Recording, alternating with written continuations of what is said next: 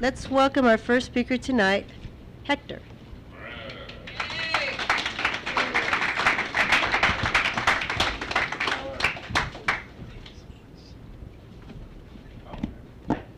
Yeah, how you doing? My name is Hector. I'm an alcoholic. I want to thank Spotty for picking on me. Thank you so much. Happy birthday, John. I want to welcome the newcomers, and I want to welcome the people that just came back again, coming back again. I hope you guys understand my English, okay? I want to share my experience, hope and strength, with strength and hope. I was introduced to AA since 1998, and I always thought that Alcoholic Anonymous was for people that was already fucked up, you know? People that was walking, down the street, or, people without, physically, ruined. And that was my idea, but when I found out that it was not the way, basically, we are the ones, I was born in Mexico, as you can see. But Mexicans, we don't drink. I remember that when I was like 8 years old, my father used to send me to go get his beers. Come on, son, go get my beers. Down. There was like a one bar down, down to the house. There was another one on the left side. It actually was like around 14 bars around, the whole neighborhood. It's a small place where we used to live.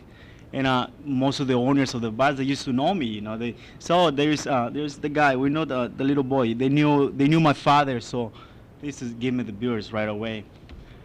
When he was an alcoholic, I think my mother was, and I never seen her drinking. Well, when my father used to get drunk, after he left, a couple of years down there, I used to go behind and pick it up, And I think that was my first time when I started knowing how to steal, because I used to go and get his wallet and get their monies, And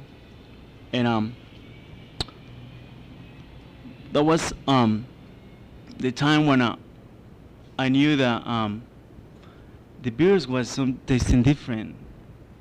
I think that was my first experience having two beers. When you're a kid, two beers gives you the boost right away.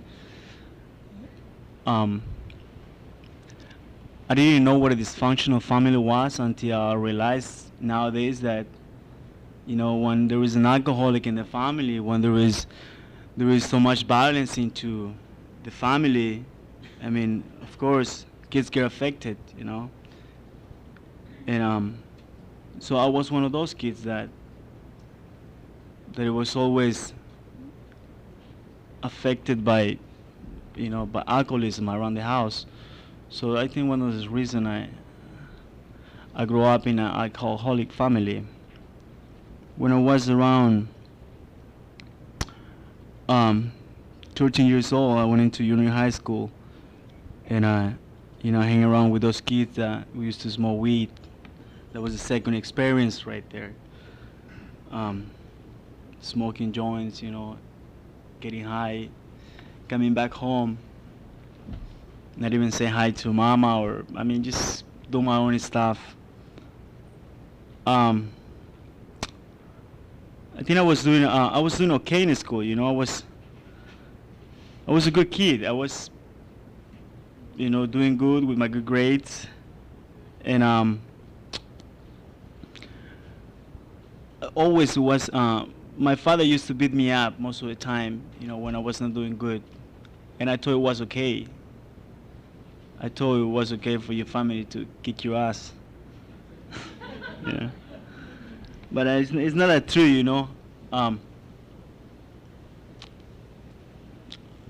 I realized that when I was, 18 years old, that it was enough, and I had to leave my house. So one of the biggest lies that I made to my father was that I was writing a letter, right?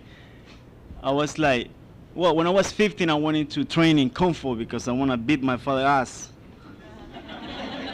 You know, I was doing a lot of trainings, and I was writing a letter one time, and I was like, check this out, that I'm just going to the next state. They want us to fight, and bullshit. It was a lie. I wanted to come to America, and there I am. Actually, I finished my high school down in Mexico, and I wanted to join right here, the United States.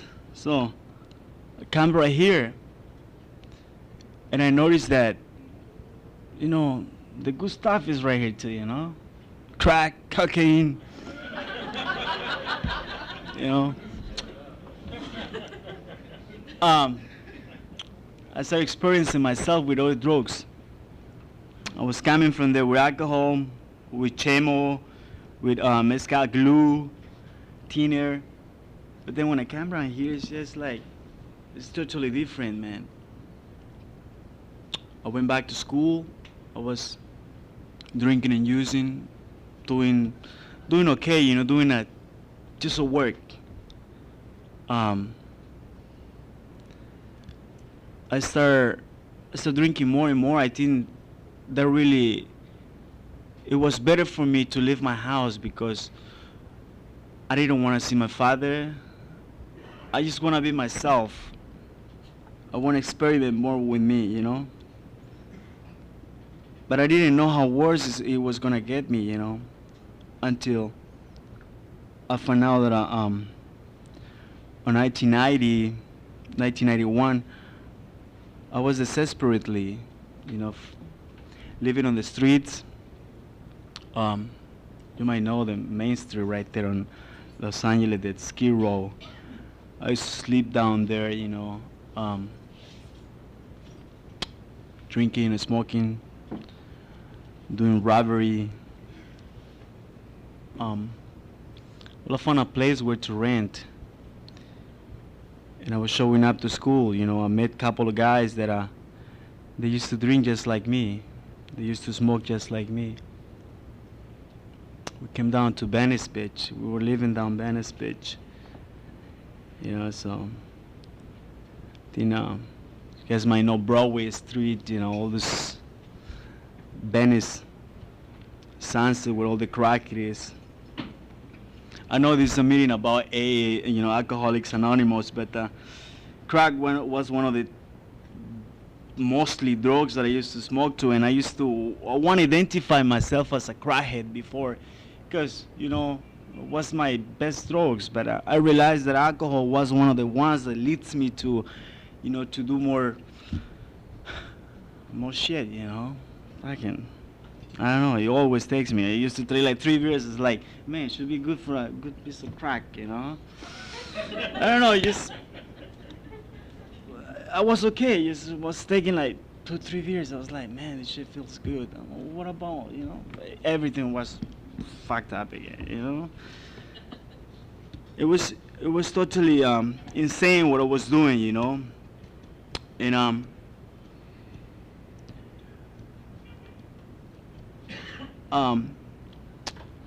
but my friends now are in jail, and I'm the one that is like, thanks God, thanks my higher power that I went to jail. I thanks the judge most of the time, and sometimes I just wake up and say, man, that's great. I'm sober today. I'm not back in jail. I'm not back in those places where I was before, which is, sometimes you get into just say, fuck it, I'm right here again. Shit, just 1 more year, 2 more years, school. But anyway, I don't have those thoughts now. My thoughts today is like, I basically thanks from the bottom of my heart, man, that AA exists for us, It's a place where, I don't know, I've been experiencing so many things right here. Friends that I didn't have outside, I have here today, And I really feel so grateful, that this is one of my houses, my last house. And in 1998, I was arrested for, beating up my woman, the mother of my kids. And I think it was the last one that they arrested me. They put me into jail again. They wanted to give me like 3 years, and they offered me AA meetings. They offered me like 6 months in jail and 6 months in a rehab, so I had to choose it. And that's the place where I started getting my sobriety, man. I didn't understand anything about AA. When I came to these meetings and there's a Spanish-speaking, Spanish meeting, I say, "Welcome, man. We were waiting for you." And I was like, "Shit, those guys knows me, man. Fuck it. Fuck it. What's going on with those guys, Say, "We were waiting for you, man. We have new blood. Great." And I was like, fuck it. So I didn't understand what was that, but it's basically, no one has told me like that. Welcome, you're home. No one has told me like, hey, check this out. You're gonna have your room right here. And I was like, man, this guy might be a puto,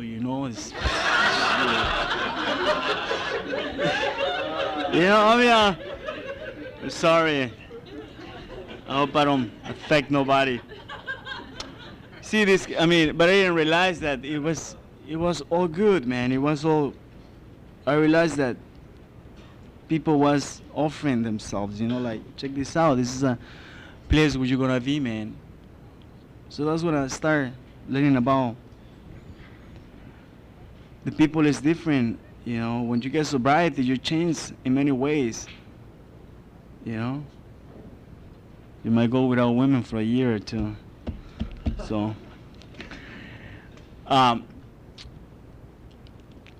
this guy used to come to me and tell me that I was an alcoholic, and I used to deny that. I was like, not me, bro. When I get off from here, I'm gonna go out and I'm gonna fuck up myself again. I say, no, man, you need to admit it.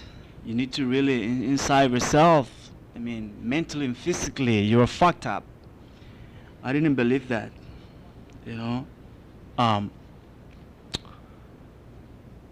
But 90 days, 90 meetings in 90 days was the Jonah. That was the they keep it right there for 4 months, and now we need to make 3 meetings a day.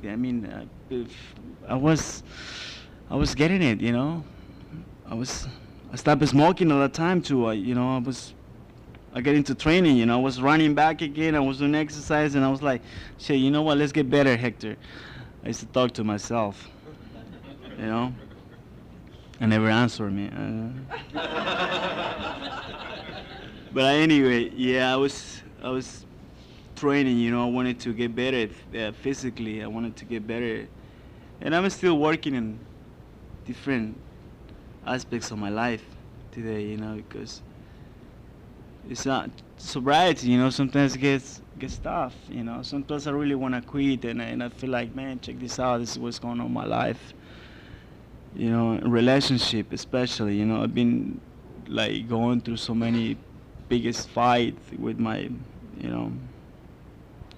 with my ex, I'm a father today and I have 2 kids, and they are growing very helpful, They haven't seen me drinking in 3 years, man, See, this is the thought that I used to have when I was drunk. I said, when my son borns, and when he's walking around there, I'm gonna tell him, Hector, come and get me some beers, man.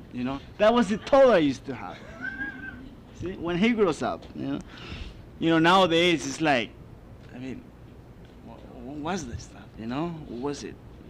And I see many days. I see people. They give a little shots to their kids, like, you need to become a macho, man. Little sips of beers, and it's insane. What we do with It's basically it's dangerous, man, with dangerous minds, And today sobriety is comfortable to me. Someone asking me, Hector, do you love yourself? And I was like, you know what?